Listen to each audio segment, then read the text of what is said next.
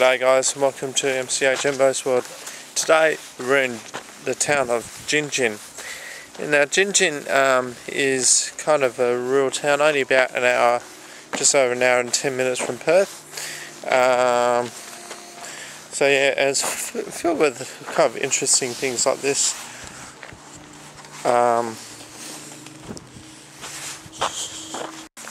Old railway station. Now these railway stations are synonymous throughout Western Australia.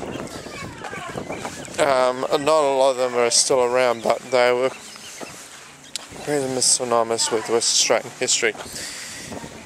Anyhow, let's go and have a look. Okay, steps we go. Emma, what are you reading? What's you reading? The sign on the history of the station. Gingin railway station. Work on the Perth railway from Perth started in 1886 under the contract to the Edwin Keane. The following information about workshops. Yada yada yada yada yada. And basically, this is kind of like the ladies' waiting room, where people would wait. Ladies would wait for trains. That's your ticket booth as well.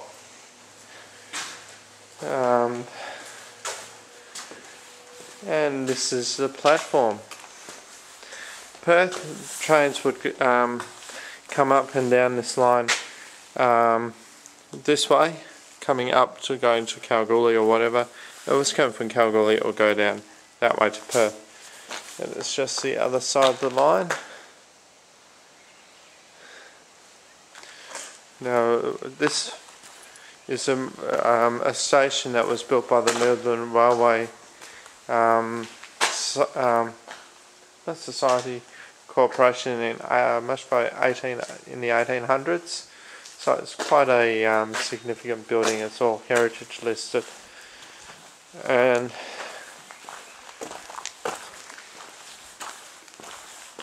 as you can see, if we can walk up here, as in most country towns still in Western Australia and obviously city stations, you get the town name or suburb name Gingin. And that's the old toilet blocks and that kind of thing. Kind of an interesting place. And typical of an Australian icon, the old bush telegraph pole.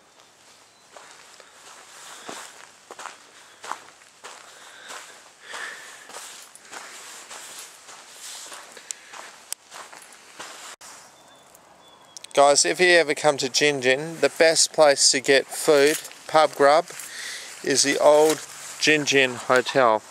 Emma and I have just had lunch here a little bit earlier. I think Emma had a roast for about $12 and I had a steak sandwich for $17. You could not get food that cheap prepared even as a pub meal in Perth. It just amazes me how a pub can actually make money and sell beautiful food extremely cheap. And like for a pint of beer was like $7 for a pint, and Emma had a couple of glasses of wine that came to $12. I mean, it's pretty good value, isn't it, Em? Yes, very good value. You know, so if you another kind of interesting thing that's about Gingin is it's got an old church. Now this old church has actually got the town's old cemetery. Now this is all heritage listed, so it's kind of an interesting thing to go and have a look at.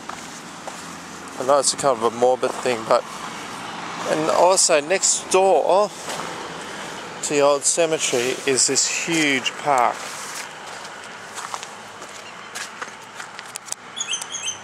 It's this huge park.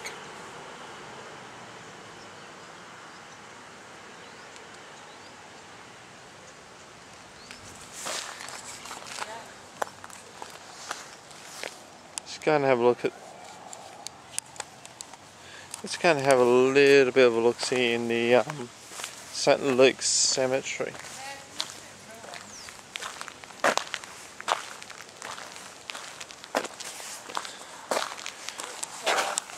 We're on the mission to just have a look around this place.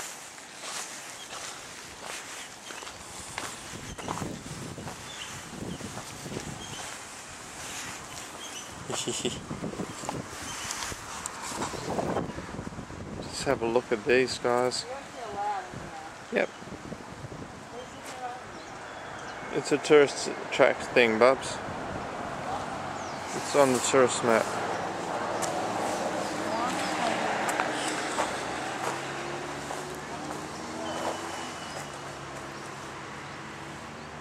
Some of these gravestones are interestingly made of wood, and they're actually kind of biodegrading, which is kind of sad, really.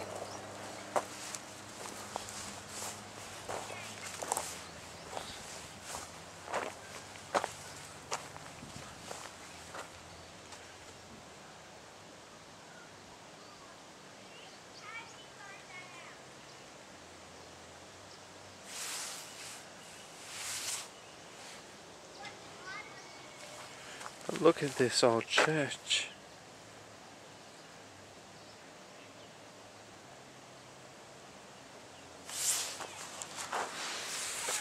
This church is actually protected by National Heritage, so nothing can happen basically to this church by law, except for restorational work to its original condition. But even around the church, you see these perspex glass. Look at the stained glass in there. Would have been absolutely awesome. And there's the church bell.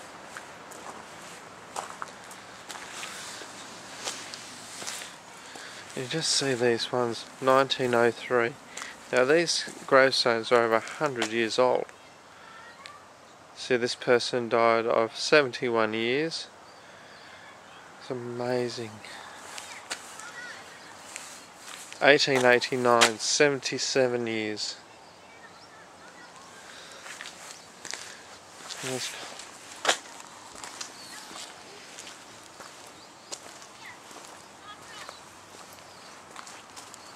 See, the latest I found is 1933.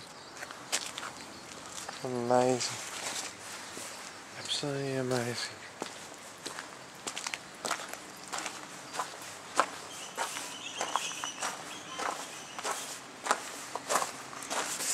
Yeah, anyhow guys, Emma and I are going to go and find some wineries around here, as we like to do, and we will see you guys when we hit the wineries. Well, today, that's our day in Gingin, guys. I'll see you guys on the web.